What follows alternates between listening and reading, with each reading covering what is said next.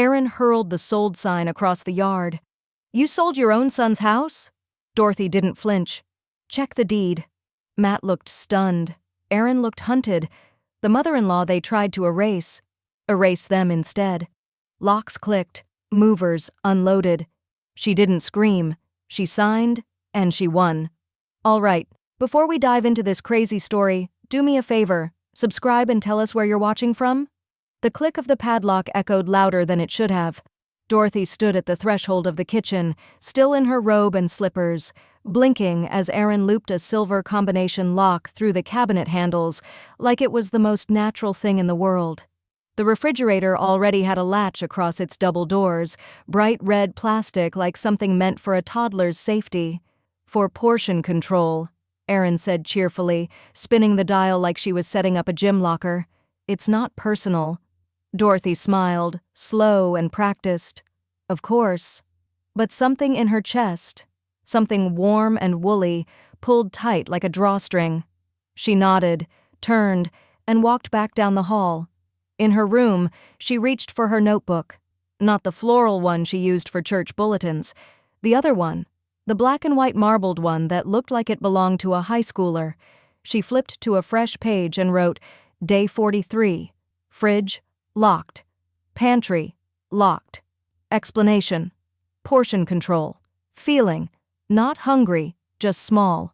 There were 42 pages just like it, each line a breadcrumb in reverse. The smell of coffee drifted through the air vents.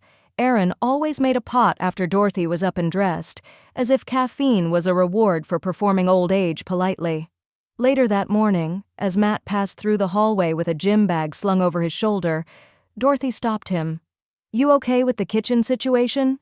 she asked, voice even. He paused. His expression was a mask of sun-like concern, but his eyes had already shifted past her, toward his truck, the clock, anywhere else. "It's just a safety thing, Mom." Aaron read something about cognitive slips and food hoarding post-surgery. Better to be safe. Dorothy blinked. "You think I'm hoarding?" Matt gave a small chuckle. No, just, we're all adjusting. It's temporary." "Like the guest room?" He didn't answer, just patted her shoulder and left. Dorothy stood in the quiet hallway and watched the door close behind him. Temporary. She remembered a different door slamming, decades ago, after Matt's father stormed out for the last time. She'd locked that one herself, bolted it, pressed her back against it while holding a toddler in one arm and a baby bottle in the other. Back then, she hadn't had time to feel humiliated, only focused. Now there was nothing but time. That night, she opened the drawer in her nightstand and took inventory.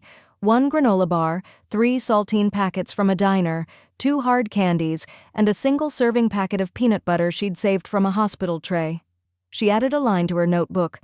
Day 43. Night secret stash begun. Strange how survival looks like shame when you're old.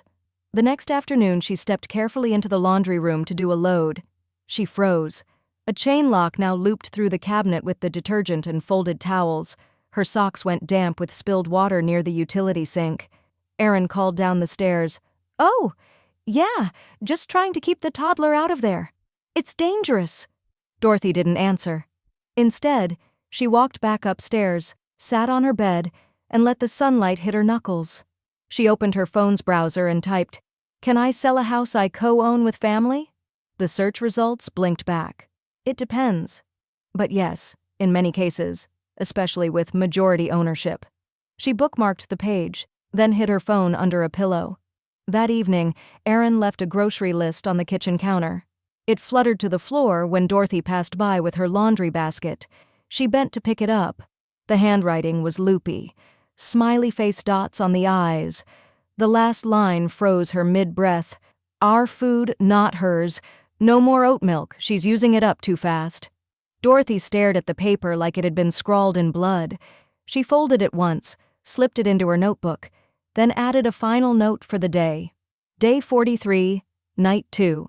The fridge isn't the only thing that's locked. I see that now. Dorothy wasn't trying to eavesdrop.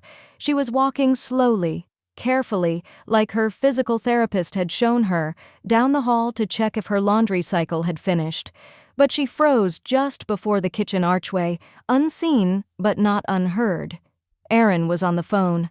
Her voice rose and fell in those performative waves people use when they want sympathy more than solutions. "I swear she just stands in the kitchen like a ghost waiting to haunt the fridge," Erin said, laughing.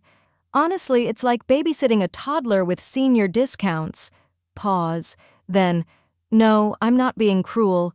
She eats constantly, cheese slices, crackers, all the oat milk, and now I think she's hiding snacks upstairs." Another pause. "Matt? He's no help, still clings to that single mom guilt, like raising him alone was a favor I should repay." Dorothy turned before she could hear more. Back in her room, she sat on the edge of her bed and stared at her reflection in the mirror. Her eyes didn't look haunted.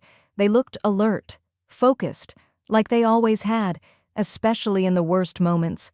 She reached into her notebook and scribbled, "Day 44. Heard. Babysitting a toddler with senior discounts. Realized, I'm not hungry for food. I'm starving for respect." That afternoon, she made the short walk down the block to see Mia. Mia lived in the yellow single-story with too many wind chimes and a dog named Percy who never stopped barking, but never got up either. Dorothy hadn't planned on saying much, just a cup of coffee and a little air. But the words tumbled out like loose marbles once she sat on Mia's patio. "They locked the fridge," she said. Mia blinked. "What?" "And the cabinets, and now the laundry. Apparently I'm using too much of their detergent." Mia's mouth twisted into something between disgust and disbelief. "You bought that house with them, right?" "Helped with the down payment," Dorothy said. "Matt was just out of grad school. I signed on the loan." "And now you're on rations like it's prison?" Dorothy smiled softly. "Solitary confinement with a pillow-top mattress." Mia shook her head. "Dorothy, that's not care.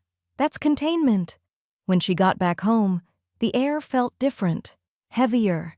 She opened her nightstand drawer to take her afternoon meds and froze. The pill organizer wasn't where she'd left it. She opened the next drawer, then the one after. Finally, she found it tucked into the bottom of her sock bin, flipped closed and rearranged. Pills missing, shifted into the wrong compartments. She stared at the plastic box for a long time. That night, after Matt came home, she asked casually, "Did you or Erin move my prescriptions?" He looked up from his phone. "She said you were forgetting doses. Just wanted to help organize." "I wasn't," Dorothy said, "and she didn't ask." Matt sighed, rubbed the bridge of his nose. "Mom, Erin's under a lot of pressure. Can we not make this into a betrayal?" Dorothy offered. "We don't have to. It already is." His silence was its own kind of answer. She turned and walked out before he could soften it with one of his non-answers. In her room, she pulled out her notebook. Day 45. Pills moved. Laundry locked. Heard myself called a ghost. I've become invisible in a house I helped build. She sat for a moment, tapping the pen against the paper. Then she reached for her phone. This time, she didn't Google. She dialed. "Law offices of Brenner and Gray." A voice answered. "Hi," Dorothy said, steady and soft. "Can I ask you something?" "Of course. If I co-own a house, can I sell it without the other owners knowing?" There was a pause. Then, "That depends. Are you a full co-owner or majority title holder?" Dorothy glanced at the old envelope buried beneath her bills, the one marked with her husband's estate documents. "I might be more than they think." She hung up. No more questions tonight, only plans. The living room was quiet except for the ticking of the wall clock and the faint hum of the refrigerator Dorothy wasn't allowed to open. She sat at the dining table, documents spread like a tarot reading before her. The envelope from her late husband's estate lay open. Her name stared back at her from the deed, Dorothy Jean Archer, listed as 50% owner, inherited via survivorship clause after her husband's passing. Matt's name appeared beside hers, added years later when the refinancing was done. Not Erin's. Dorothy folded the paper with delicate precision, then placed it inside a fresh manila folder labeled in neat cursive, "House title, original plus copy." Downstairs, laughter echoed. Erin's voice, bright and brittle, floated up from the entryway. We have reservations at 7. Don't let me catch you in the kitchen, babe. I'm serious. Dorothy leaned over to glance out her bedroom window. Matt and Aaron were walking to the car, dressed like they were starring in someone else's romantic evening. Her son glanced up at the house once, eyes grazing past her window. No wave, no nod. Just a moment of maybe and then nothing. She waited until the headlights disappeared, then shuffled to the kitchen in her slippers. The padlock remained. The red latch gleamed like it enjoyed the restriction. She didn't touch it. Instead, she opened the drawer by the sink where she knew the expired crackers were. 2 sleeves left, salt-specked and crumbling. She took one, poured herself a glass of tap water, and sat alone at the table with her meal of defiance. The silence clung to her shoulders like a damp shawl. She ate slowly, methodically, 1 cracker at a time. Her eyes drifted to the corkboard on the wall, cluttered with coupons, appointment reminders, and a single photograph, Matt's first birthday, his hands covered in cake, her smile wide and exhausted, a homemade banner sagging behind them.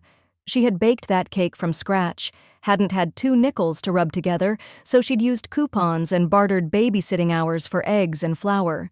She'd burned the first batch, cried in the kitchen, then started over, because Matt had deserved cake.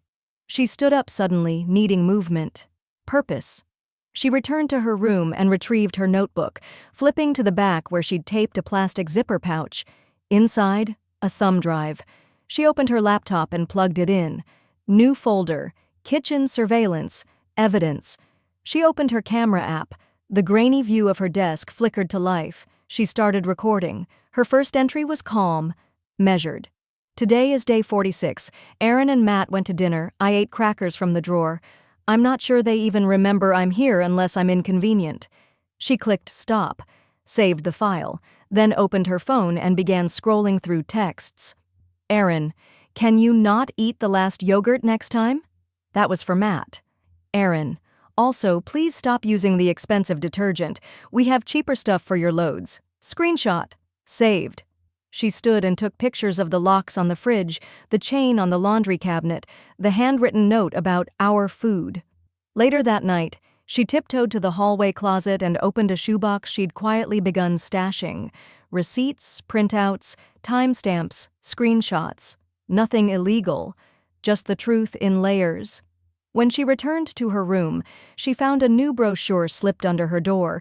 It was glossy and blue, a cheerful photo of an elderly woman doing yoga on the cover. Finding the right care, exploring senior living options with dignity. The word dignity caught in her throat like a fishbone. She turned the pamphlet over, the clinic's logo, a sticky note attached. Just a thought. No pressure. M. Dorothy sat down slowly, brochure in her lap. Then she opened her notebook. Day 46. Crackers for dinner. Pamphlet for a future. This house is colder than it's ever been, and winter's just begun. She stared at the sticky note for a long moment, then crumpled it in her fist. Tomorrow she'd start cataloging everything. Because this wasn't just unkindness anymore, it was strategy. And now she had one too. The kitchen was empty, and Dorothy moved through it like a ghost with a mission. The padlocks were still in place, but the receipts weren't. She opened the junk drawer and began pulling out every crumpled slip of paper she could find. Grocery store stubs, appliance warranties, packing slips from online orders she hadn't even known Aaron had made in her name.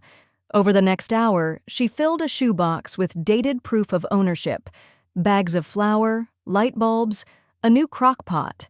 That damn decorative spice rack Aaron insisted made the kitchen more curated. Dorothy hadn't just contributed, she had built the rhythm of this household, and now she was a house guest to her own legacy. Back in her room, she started a spreadsheet. Inventory of contributions. Dorothy J. Archer. Each line detailed an item, cost, and date of purchase. She even included meals. When, what, and for how many people. A column labeled, "Consumed by Others," grew longer than expected. Midway through the list, a shriek from downstairs interrupted her thoughts. "Are you kidding me? You finished the orange juice again?" Dorothy didn't flinch. She hit record on her phone, left it running on the desk. Erin's voice, sharp and unfiltered, climbed the staircase. I mean, it's not even funny anymore. You didn't pay for it. Why do you think it's okay to just use whatever you want? Dorothy waited until the yelling stopped. She stopped the recording and renamed the file.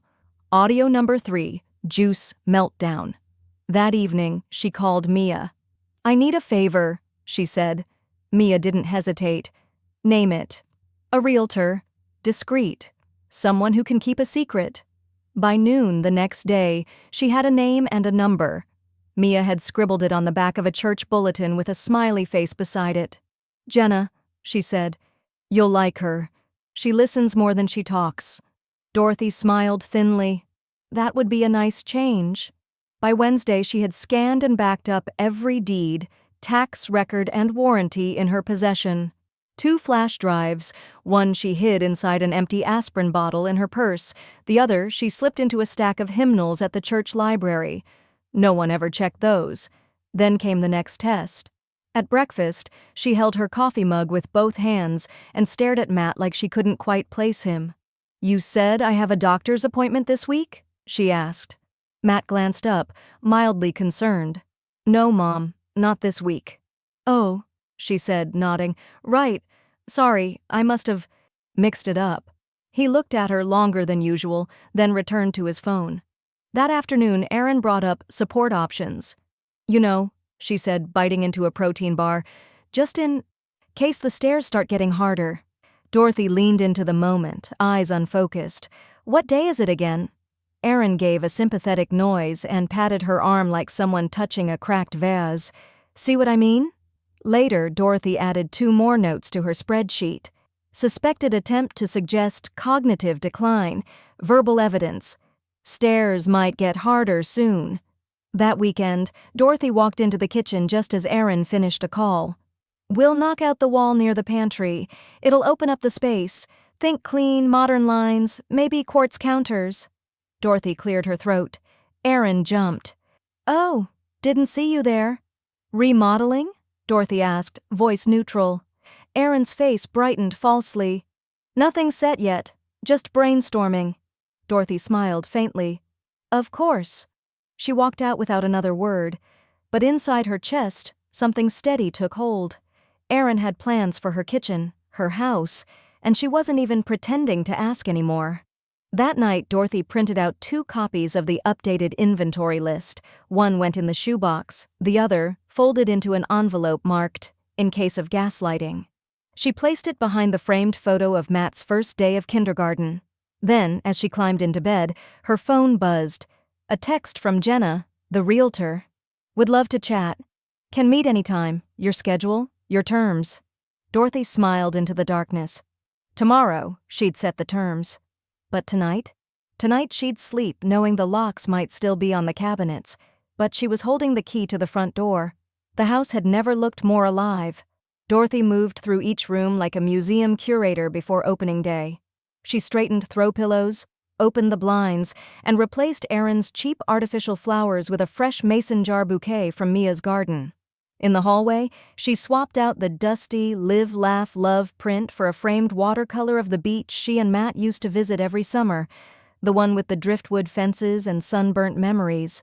By the time the doorbell rang, the house wasn't just ready, it was telling a story. One Erin hadn't written, one Matt had clearly forgotten. Dorothy opened the door. Jenna stood there in dark jeans, a navy blazer, and the kind of calm that didn't rattle easily. Her camera bag was slung over one shoulder, her smile warm but efficient. You ready? She asked. Dorothy nodded. Let's make this house shine before they come back. They moved fast. Jenna clicked through every angle. Living room, dining area, backyard, even the upstairs hallway. She complimented the natural light and the excellent bone structure of the space. Feels lived in but elegant, she said. You've clearly taken care of it. Dorothy didn't correct her.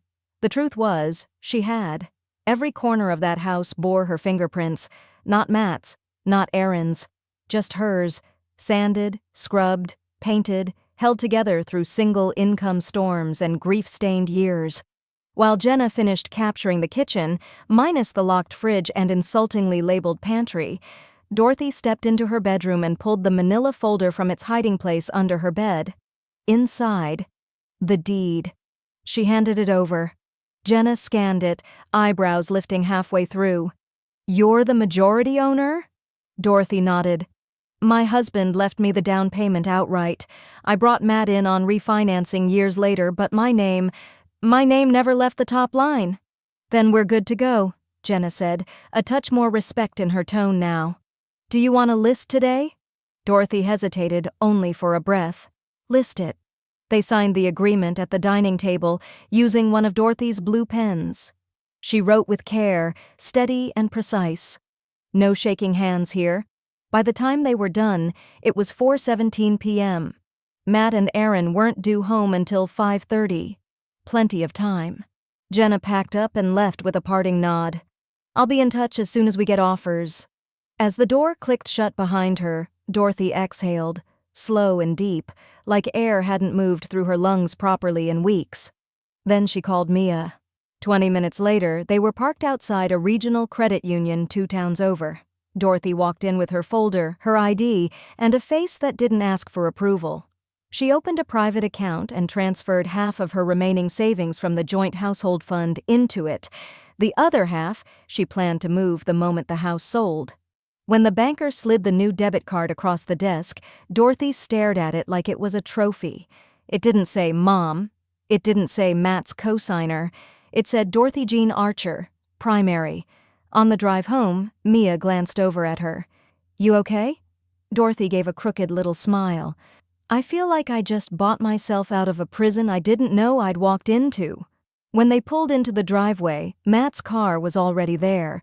Dorothy's chest tightened, but Mia reached over and squeezed her hand. "You're not sneaking around anymore," she said. "You're reclaiming." Inside, Matt and Aaron were in the kitchen, mid-argument over a misdelivered package. Aaron was waving an Amazon receipt like a summons. They barely noticed Dorothy walk in. Perfect. That night, Dorothy climbed into bed and opened her notebook. Day 47, home staged, house listed, bank account opened, majority owner, majority voice. Aaron remodeled nothing. I remodeled my exit. She clicked off the lamp. Then she checked her email one last time. Jenna had sent over the online listing preview. Photos gleamed, rooms glowed, everything looked warm, loved even. She scrolled to the listing title, Charming 3-bedroom with character, history, and grace. Dorothy stared at that line until her eyes watered. Then her phone buzzed. A new text. From Jenna. 3 showings booked already. 1 cash offer pending. More tomorrow. Dorothy smiled into the dark. They had locked the fridge. She had unlocked the future. The knock came just as Dorothy sat down with a cup of tea she hadn't been accused of stealing, because it was hers. Bought with her own hidden debit card, brewed in her new personal kettle tucked beneath her bed like contraband. Matt's head poked into her room a moment later, polite but stiff. "Hey, Mom. We've got friends coming by for dinner. Can you, maybe, hang upstairs for a bit?" Dorothy took a sip. "Of course." He smiled, relieved. "Appreciate it. Just easier that way." Easier for whom, he didn't specify. She closed the door behind him, waited 10 minutes, then changed into her softest sweater and crept down the back stairwell. From the hallway she heard Aaron offering wine, over-explaining the kitchen layout like it was a museum exhibit. "We're thinking of knocking out this whole wall. Open concepts, just more modern." A woman's voice responded, friendly but curious. "And what year was the home built?" Dorothy stepped into view. 1956, she said gently. "The beams are original. So are the floors in the den. Pine heartwood, sanded twice but never replaced. Still creaks when the weather turns." Erin nearly dropped her glass. "Oh," she said, face stretched into a smile. "Mom, I thought you were resting." Dorothy nodded. "Just stretching my legs." The guest, mid-40s, tidy blazer, sharp eyes, turned to her. "You must know this house inside and out." Dorothy gave her a soft, measured look. "I do." Every inch Matt appeared from the dining nook, smile tight. "This is Leona.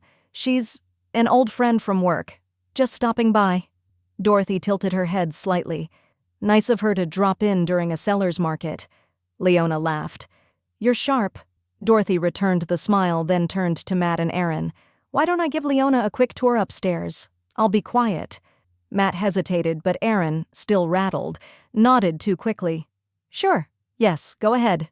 As they climbed the stairs, Leona leaned closer and whispered, That rug in the entry? Terrible choice. Dorothy grinned. They moved from room to room, Dorothy pointing out structural upgrades, hidden vents, the reinforced attic floor. When they reached the master bedroom, her bedroom, before she moved into what Aaron called the guest suite, she paused. I imagine you've already seen the listing. Leona nodded. And the deed. Impressive. Dorothy held her gaze. Then you know who you're really buying from. They didn't shake hands. But something passed between them, an understanding sealed in quiet. As they descended the stairs, Leona slowed at the kitchen. Would love one more peek at that pantry, she said. Dorothy opened the swinging door. The space was still locked with Aaron's red plastic latch, but a sliver of cracker lay on the floor just beyond it, barely visible under the cabinet. Aaron appeared behind them and gasped. Unbelievable! Mom, are you sneaking food again? Dorothy looked at the crumb, then calmly turned to Leona. I don't even like Ritz, she said. Leona hid a laugh. Matt muttered something about needing to check the grill. The tension hung thick as vinegar. Dorothy walked Leona to the door, reaching into her pocket. From the fold of her sweater, she pulled a tiny brass key attached to a yellow tag. This will open the lockbox. Jenna said you'd know when.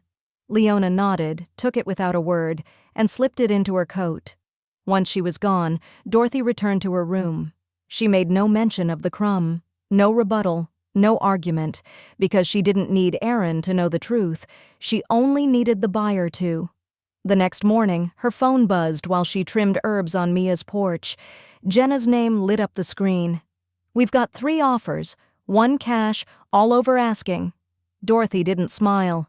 She just slid the phone back into her jacket and added a sprig of rosemary to her tea. The kitchen wasn't unlocked, but it didn't need to be. Soon, it wouldn't be hers to walk through, or Aaron's to guard.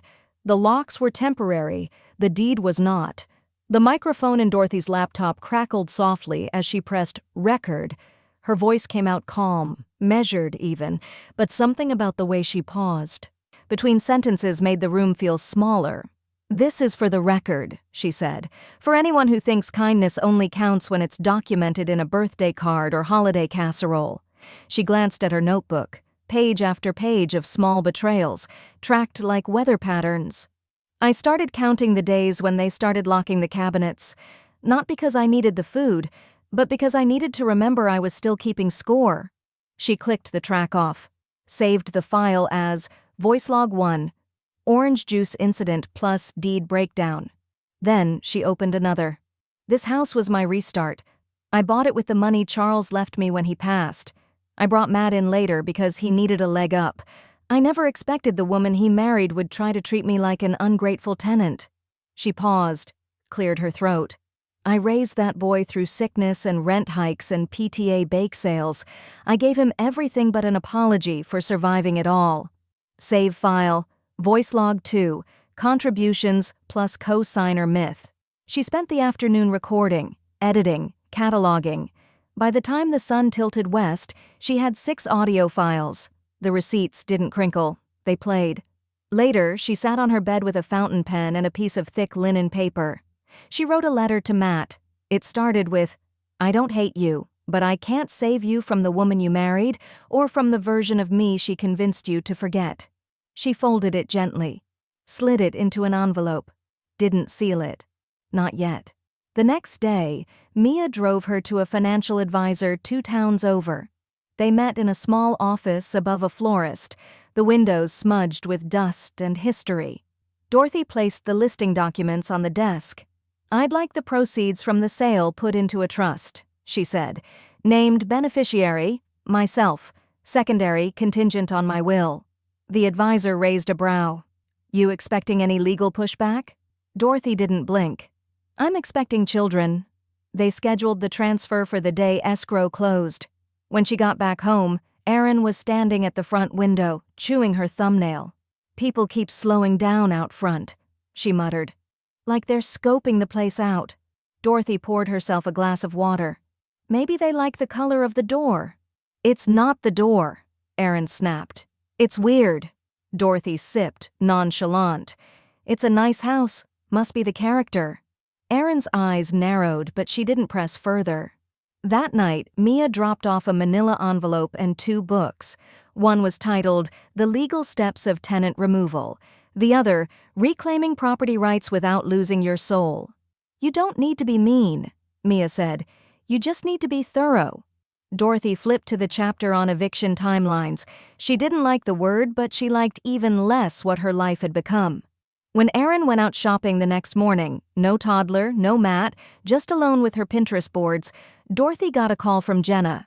Buyers signed the last round. All we need is yours. Dorothy met her at the notary's office. The pen was too shiny, the paper too crisp. But her signature was steady. She signed each page slowly, one hand on the table, anchoring herself. When it was done, Jenna squeezed her arm. Congratulations, you just sold a house while your jailers thought they were in charge. Dorothy didn't laugh, but she smiled. She walked back to the car alone, pulled out her phone, checked the account, watched the pre-transfer balance appear. And then, she sealed the letter to Matt. At home, she tucked it into a shoebox beside the flash drive and her birth certificate. Downstairs, Erin was relabeling pantry bins. One read, Bulk Snacks, Family Only. Dorothy didn't say a word. Instead, she opened her notebook and wrote, Day 48, voice recorded. Papers signed. Offer closed. I used to hope he'd see me. Now I hope I never need him to. Then she slid the notebook shut as the doorbell rang. Erin shouted, Can you get that, Dorothy? Dorothy stood up slowly, not a servant, not a guest, just a woman holding the deed and the next chapter. The scream came just after sunrise. Dorothy was trimming basil on the back patio, her robe flapping in the wind, when Erin's shriek cracked across the yard like a snapped bone. What the hell is this? Dorothy didn't turn right away. She plucked a sprig, set it on a napkin, and stood with slow, deliberate grace. She walked around the side of the house just as Erin stormed across the lawn in slippers, hair wild, holding a sold sign like it was a murder weapon. This is a mistake, right? Erin shouted, shoving the stake toward Dorothy. Some kind of scam? A prank? You didn't actually sell the house? Dorothy raised her eyes, unflinching. Check the deed. Erin's mouth opened, then closed. Matt came out the front door, phone in hand, eyes flicking from the sign to the driveway like cameras might be watching. Mom, he said carefully. What's going on? I sold the house, Dorothy said. Legally. I'm the majority owner. Your name's on the refinance, not the purchase. Erin spun toward Matt. You told me she's bluffing, he said, but his voice cracked halfway through. Dorothy took a step forward. You can remove the sign if you like, but the agency's already marked it in the MLS. Buyers will still arrive. And if you damage the sign, that's destruction of marketing property. Matt blinked. You're evicting us? Dorothy turned back toward the garden. Number the paperwork will do that. Inside, Erin ripped open the pantry and started tossing out anything she deemed hers. Protein bars, granola packets, even the oat milk Dorothy had long stopped drinking. You think this makes you powerful? She spat. You're a useless old hag. You can't even climb stairs without sounding like a winded corpse. Dorothy didn't respond. She walked inside calmly, picked up her purse, and retrieved a stamped envelope from the side pocket. She slid it into the outgoing mail tray. Matt stared at her like she was someone he didn't recognize. How long have you been planning this? Since the locks, she said. Since you decided convenience was worth more than dignity. Erin was now rifling through the junk drawer, looking for her credit card. She found it, stormed to her phone, and tried to order dinner. Declined. She froze, tried again, declined. Dorothy walked past her, cool as marble. That card is linked to the household joint account, the one I funded. I closed it yesterday. Matt's voice rose, panicked. You shut off our money? You shut off my food, she said. I figured fair was fair. Erin threw the credit card across the kitchen. It bounced off the fridge, landed near the baseboards. Mia texted. Dorothy checked it. County office confirmed. Eviction forms logged. Official notice should arrive in 3 to 5 business days. You're almost there. Dorothy deleted the text and walked upstairs, leaving them behind with their silence and simmer. She passed the hallway mirror and caught her reflection, chin lifted, eyes clear, posture tall. She looked nothing like a victim. Later that evening, she heard them whispering in the living room. Desperation had softened into something meaner, quieter, like a leak they didn't know how to plug. "You should have just put her in a home," Erin hissed. "She owns the damn house, Erin." "Then contest it." "With what money?" Dorothy sat in her room, the door open. She didn't move. Let every word sink into the bones of the house that used to be hers. Then she opened her notebook and wrote, "Day 49, sold sign up, signatures final, credit cards dead. I'm not the one locked out anymore. They are." Just as she closed the notebook, headlights swept across the wall. A car paused in front of the house. Another potential buyer. Erin looked out the window, face tight. "They're still coming," she whispered. And they would, because Erin had built her fortress with locks. Dorothy had used blue ink, and ink, once signed, is harder to undo. The silence in the house wasn't peace. It was siege. Every door opened harder. Every glance lingered longer than it should have. Matt's footsteps grew heavier, Erin's tone more clipped. Even the toddler, normally a blur of motion, had begun to sense the tension, clinging to his stuffed frog like a life raft. Dorothy, meanwhile, was making oatmeal. For one. She stirred quietly, let it thicken without rush, then poured it into a blue ceramic bowl she'd bought years ago at a yard sale. She sat at the kitchen table, spoon in hand, eyes steady as Matt entered. He opened the fridge, found nothing. She'd stopped grocery shopping a week ago. "Seriously?" he muttered, slamming the door. "You're just not feeding us now?" Dorothy didn't respond. She took another bite, calm. From the hallway, Erin called out, "Do we even have coffee anymore, or is that selfish too now?" Dorothy rose, rinsed her bowl, and left the kitchen without a word. Upstairs, she pulled out the first of the moving boxes Mia had dropped off that morning, flattened it on the bed, unfolded, taped the seams with slow precision. Mia had helped carry them in with a nod and no small talk. They worked in silence, stacking boxes near the closet. Mia had offered her a ride to the post office. Dorothy had simply nodded. The house smelled faintly of cardboard and tension. She packed one box of sweaters, another of family photos, taped them shut, labeled them bedroom and keep. She paused at a shoebox near the back of her closet. Inside, letters from her late husband. Yellowed paper, smudged ink. One in particular still folded neatly, the corner bent from her thumb. "I don't know what kind of world you'll face without me," it read, "but I know this. You'll face it with your back straight and your chin up. Don't let anyone make you beg for the air in your own home." She didn't cry, just folded it again and placed it gently into the box marked private. Downstairs, Erin's voice rose like steam. "I just think it's cruel. I mean, what kind of grandmother evicts her own family? What are we supposed to tell Liam?" Dorothy kept folding. Erin appeared at her door a few minutes later, the toddler perched on her hip like a prop. "He keeps asking why Grandma's leaving," she said, voice syrupy. "You want to explain that to a 3-year-old? Dorothy turned from her box, looked at Liam, then at Erin. "I think he's smart enough to understand boundaries," she said. "You should try modeling one." Erin's smile cracked. "You've changed." "No," Dorothy said, picking up another box. "I just stopped shrinking." The next morning, she went to the post office and mailed 4 letters, each one hand-addressed to people who had known her long before the word dependent started getting whispered behind her back. One to a friend from her PTA years in Sacramento, one to her old boss from the library, one to her sister, who hadn't spoken to her since the Thanksgiving fight in 2014, and one to a woman named Hazel who once taught Dorothy how to change a radiator hose on the side of I-5 with nothing but a butter knife and prayer. Each letter said the same thing in her best handwriting, moving to 1729 Sparrow Court. Come by for coffee anytime, pantry's always open. When she returned, Matt was sitting in the living room with the toddler, watching cartoons, not really watching.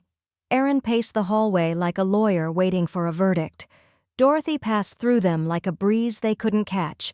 That evening she fried a single egg, buttered a single slice of toast, poured one glass of water, and ate by herself.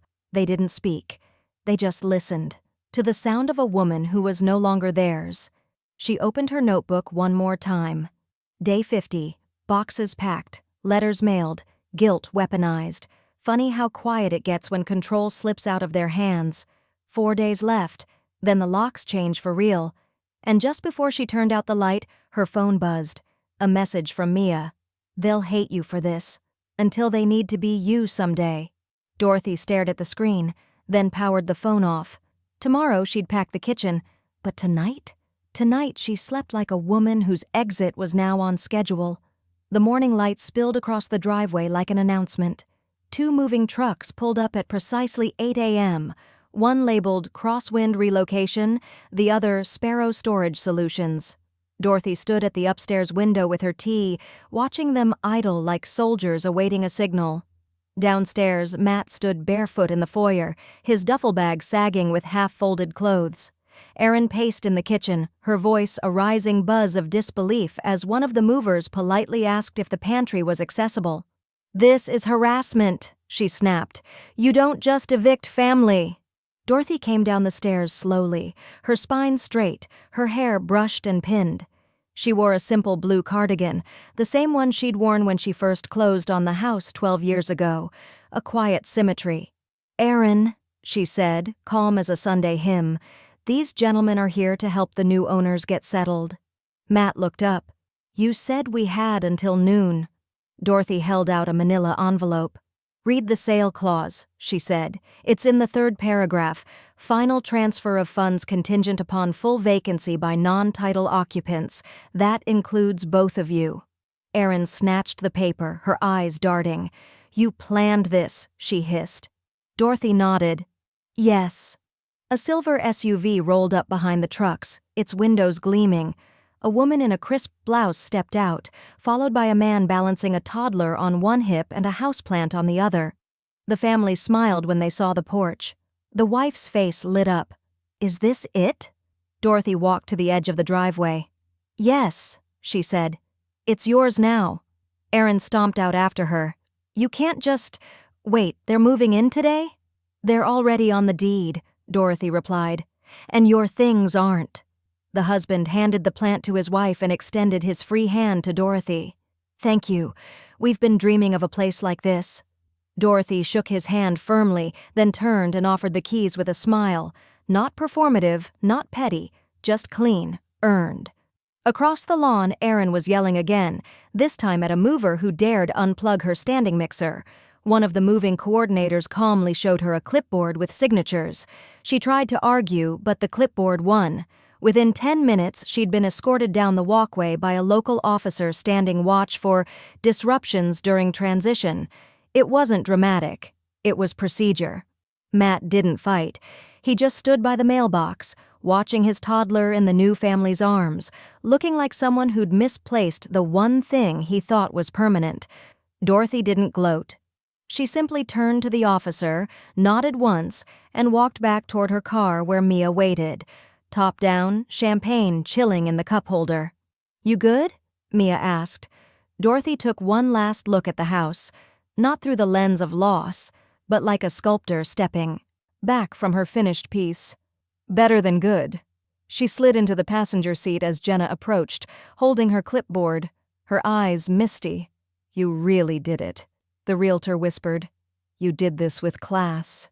Dorothy leaned over, signed the last form with her signature steady as stone. "No one saw it coming," she said. "That's what class is for." Mia popped the cork. The sound was crisp, clean, a punctuation mark. "Here's to kitchens without locks," she said, pouring into paper cups. Dorothy lifted hers. "And pantries without paranoia." They clinked. Behind them, the new family moved through the front door, laughter already echoing into a house that finally sounded like home again. As they pulled away from the curb, Dorothy reached into her purse and pulled out her notebook one last time. Day 51. Keys passed, house cleared, voices raised, but not mine. They treated me like a leftover. I became the recipe. And I chose who to feed next. She closed the cover gently, then dropped it in the glove box. Mia turned the radio up. The breeze caught their hair. And somewhere behind them, locks clicked into new hands. But none of them belonged to Aaron. The new condo smelled like lemon oil and peace.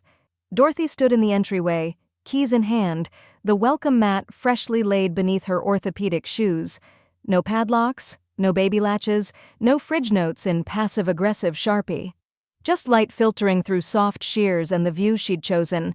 A line of tall trees and a distant park where strangers walked their dogs in easy silence. She closed the door behind her and locked it. Not to keep people out, she thought. To remind myself this is mine. The first night, she unpacked a single box. Books. Each one touched like a friend she hadn't seen in years. She shelved them alphabetically, gently. Then she opened her laptop and began a fresh document. Title: 51 Days. Surviving the Kindness That Kills. She didn't write much yet. Just the epigraph. Survival isn't the absence of harm. It's the presence of choice. The next day, she walked 2 blocks to the public library, where a handwritten sign on the corkboard read, Thursday, Writer's Circle, all welcome. Bring voice, not ego. She smiled. By Friday, she was sitting in a folding chair with a compostable cup of tea, reading her first few pages aloud. No one interrupted. No one patronized her. One woman cried softly behind thick glasses. Please finish this book, she whispered. I need it. The group applauded. Not because she was old, not because she was tragic, but because the sentences sang. That night, her phone buzzed. Mia had texted, Aaron's posting rants on Nextdoor.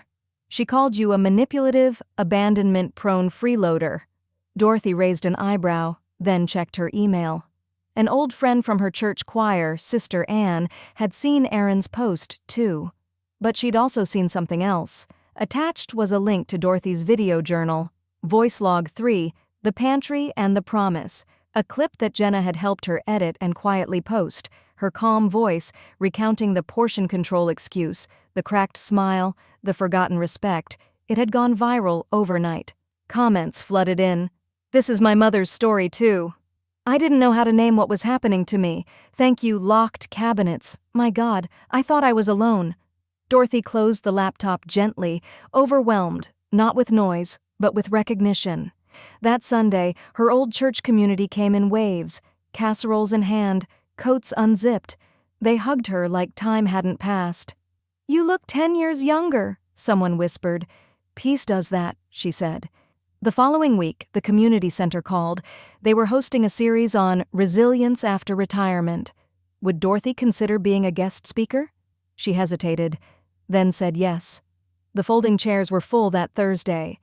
Dorothy stood in slacks and her blue cardigan, microphone clipped gently to her collar. Boundaries, she began, aren't walls. They're doors. You decide who gets a key. She didn't cry, but others did.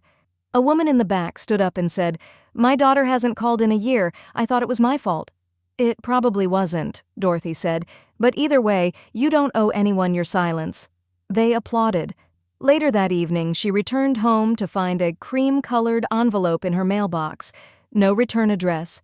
Inside, a thank you card. Dear Ms. Archer, we're settling in well. The creaky floors you mentioned are charming. Our daughter loves the backyard, and my husband keeps talking about the pantry space like it's sacred. Thank you for trusting us with your home. You didn't just sell a house. You handed us a safe place to begin again. With gratitude, the Halsteads. Dorothy stared at the words for a long moment, then walked to her kitchen, brewed herself a single cup of mint tea, and stood barefoot by the window. The moon was rising. Her new locks were solid brass. The kind you chose, not the kind forced on you. And this time the only thing sealed shut was her past. The envelope was thin and mean. Dorothy found it wedged in her mailbox on a Tuesday, its return address typed in block letters. Superior Court of Sonoma County. Inside, a notice of civil action, filed by Matthew R. Archer. Allegation, fraudulent conveyance of property. Dorothy read the words without surprise. Her tea went cold in her hand. Matt wasn't coming to make peace. He was coming to make noise. She didn't cry. She didn't call Mia. She simply picked up her phone and dialed Brenner and Gray. Her attorney, Mr. Daly, was already familiar. He'd filed the deed transfer, reviewed the trust, overseen every signature. When she handed him the lawsuit, he chuckled softly. "They're alleging you sold a house you didn't own?" "Apparently," Dorothy said. Daly patted the folder beside him. "Let's take it apart, piece by piece."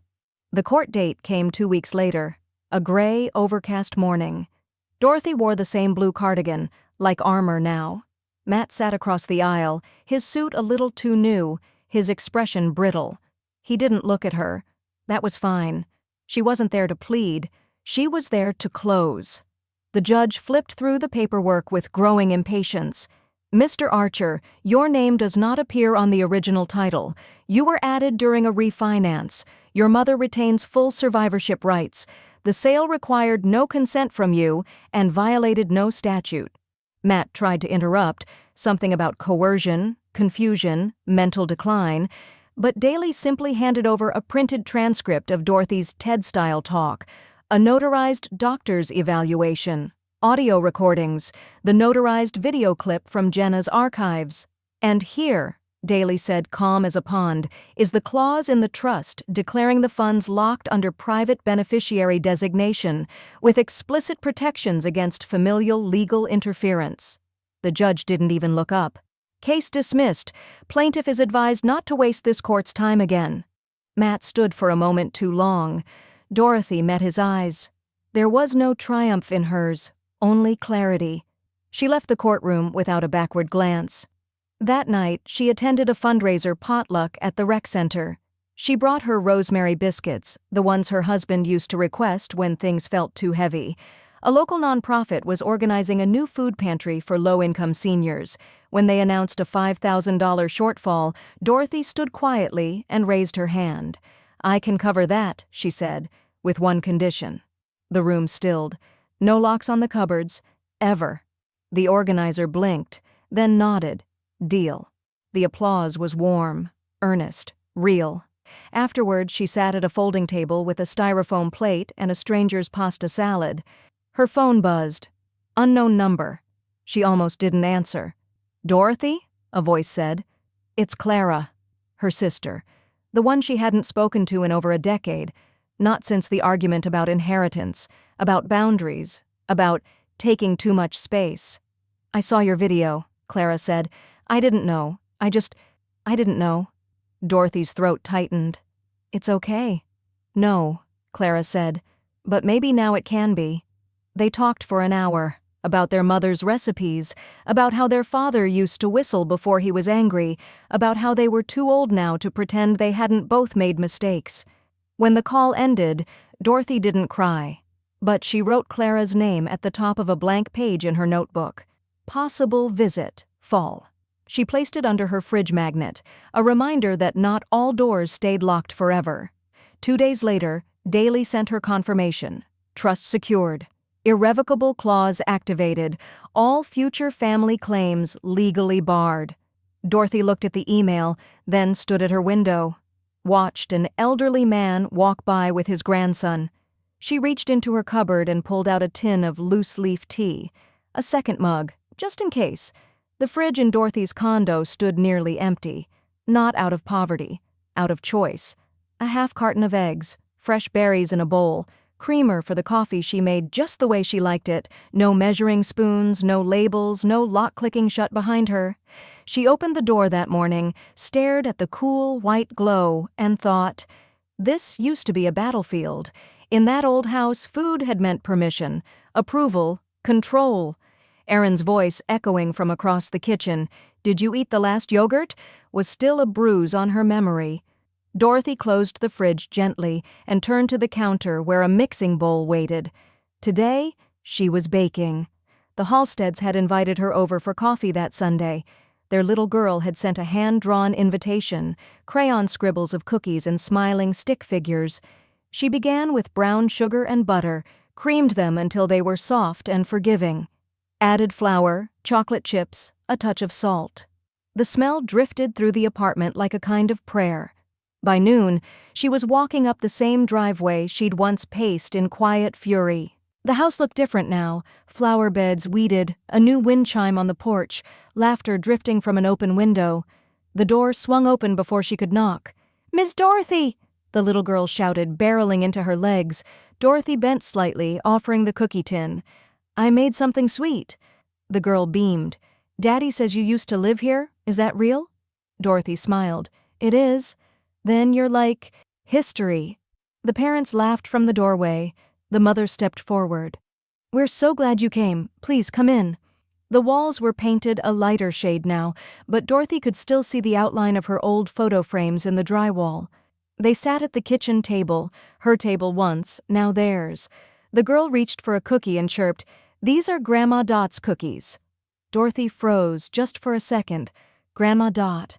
It wasn't a title she'd expected to wear again, but in that moment it didn't ache. It felt healed. They chatted for an hour, swapped garden tips, shared stories. She left before overstaying, waving from the front lawn as the little girl shouted, "Bye, Grandma Dot," through the screen door. That afternoon, Dorothy drove to the edge of Sonoma County, to a bluff she hadn't visited in years. She parked beneath a twisted cypress tree and climbed the small hill with the last plastic tub from her storage unit in hand. Inside, a leather photo album wrapped in a faded blue ribbon. She sat on a picnic bench overlooking the cliffs and untied it slowly. There he was, Charles, smiling at her over pancakes in '81, holding Matt with one arm and a wrench in the other.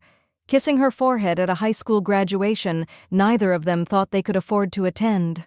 The final photo was from a beach vacation they'd scrimped to take, both of them barefoot, standing on driftwood. A moment before, cancer unspooled everything. Dorothy traced the photo with one finger, then looked out toward the water. It had been 15 years since she'd scattered his ashes in this spot, wind biting her face, the future collapsing like a sandcastle. Now she sat stronger. Still weathered, yes, but rooted. She closed the album, wrapped it again, and placed it gently back into the bin. No more storage units. No more waiting rooms in her own life. As she stood, her phone buzzed. A text from Mia. "Guess who just RSVP'd to the Elder Rights Conference? Matthew. Signed up as supporting family member." Dorothy didn't know what that meant yet. A gesture? A stunt? A seed of something too late? But she didn't reply. Not yet. Instead, she wrote one final note in her journal. Day 61. Cookies shared, fridge open, wind steady. I'm no longer living inside a locked cabinet. I'm living inside my own name. She tucked the journal away, then turned back toward the car, the sun at her back, the sea no longer something she needed to fight.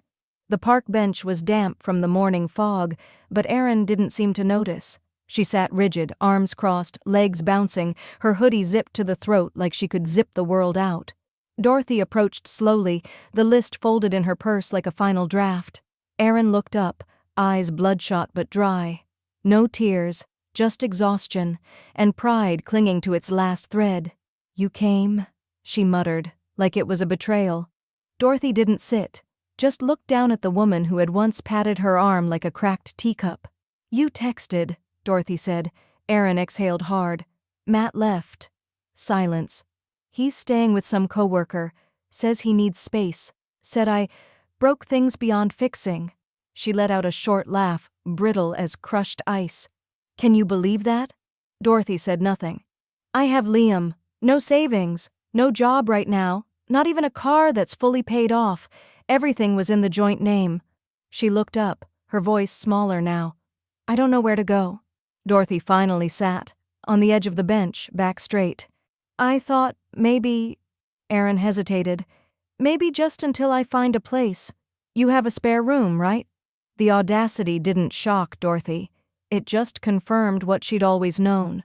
She reached into her purse and pulled out a folded paper. A list, typed. Shelters, transitional housing centers, childcare programs, a church pantry that didn't ask for identification. Erin looked at it like it was an eviction notice. "This is what you brought me?" she said. Dorothy nodded. These are places that help women start over. Erin shook her head, stunned. You're actually turning me away? I'm not a lockbox anymore, Dorothy said. I didn't change the locks to keep you out. I changed them to finally let myself in. Erin's face twisted. You're heartless. Dorothy let the word hang in the air. No, she said. I'm finally whole. The wind rustled the oak trees above them. A family passed nearby, 2 parents, a stroller, a dog trotting beside them, leash slack and easy. Dorothy watched them a moment, then turned back to Erin. I'm not here to punish you, she said, but I won't cushion you either. Erin looked at the list again. You really think this makes you better than me? No, Dorothy said. I think it makes me free.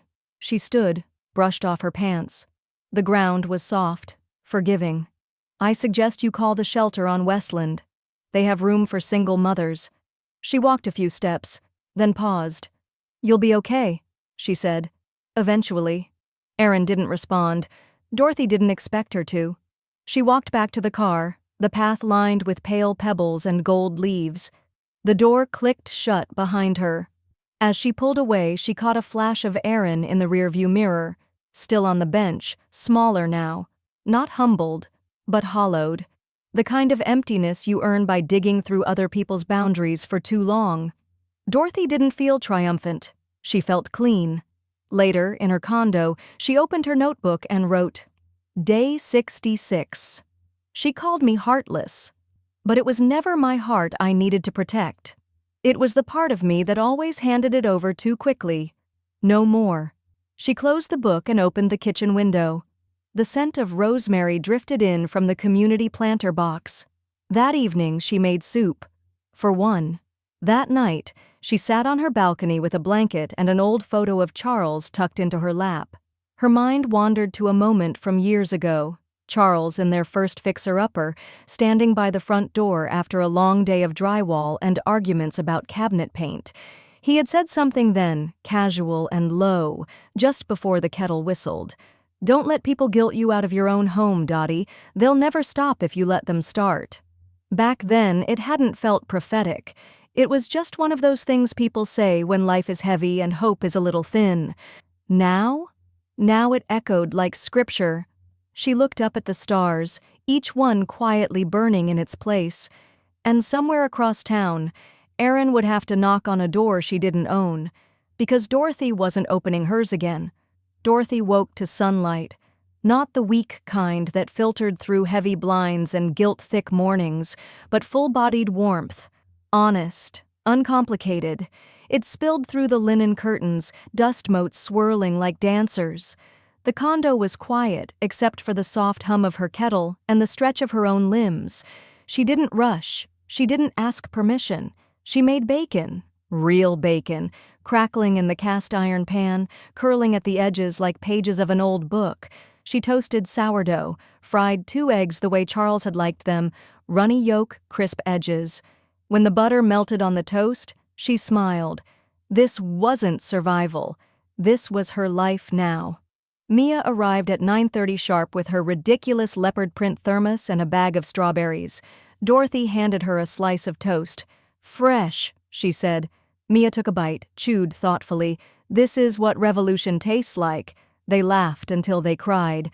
The doorbell rang at noon. Mail. A padded envelope from the editorial office of American Current with a crisp note. We're proud to publish your essay Locked Out and Let In next month's issue. You've given voice to the invisible. Inside, a proof copy, her name printed clean beneath the title. The layout was elegant, a single quote in bold at the top. They didn't starve me. They tried to erase me. I learned to feed myself instead. Dorothy held it for a long time. Not reverently, just truly. Later that day, another envelope arrived, smaller, local return address, a note from the Sonoma Community Relief Fund. In recognition of your contributions to senior hunger relief and dignity-based aid, we are proud to name you this year's recipient of Quiet Service. Inside, a tiny glass plaque, no gold, no pretense, just her name, and the word, Restorer. Dorothy placed it on the bookshelf between The Joy of Cooking and The Gift of Fear. That afternoon, she returned to the pantry center, the one she'd helped fund, furnish, and unlock. It buzzed with quiet life. An elderly man choosing cereal without scrutiny, a teenage girl folding paper bags into neat stacks. No keypads, no locked glass, just rows of food. Trust in motion. She sat near the back on a worn blue bench and watched. A young boy, no older than 6, reached for a box of mac and cheese. He grinned when his mother nodded. His hand was small, chubby, full of certainty. Dorothy stood, walked over, crouched down beside him. "Good choice," she said softly. "That was my grandson's favorite, too." The boy looked up. "I like it with hot dogs." "Smart," Dorothy whispered, touching the edge of the shelf. "You know what you like? That's a good thing." He gave her a look only children can give. Complete trust, unfiltered. Then turned and walked toward his mom, prize in hand. Dorothy stayed kneeling a moment longer. This pantry didn't look like hers had. It wasn't about surveillance, control, or punishment. It was about options, dignity. Enough. She straightened, brushed her hands off on her slacks, and made her way to the door. As she left, one of the volunteers handed her a small card, a thank you.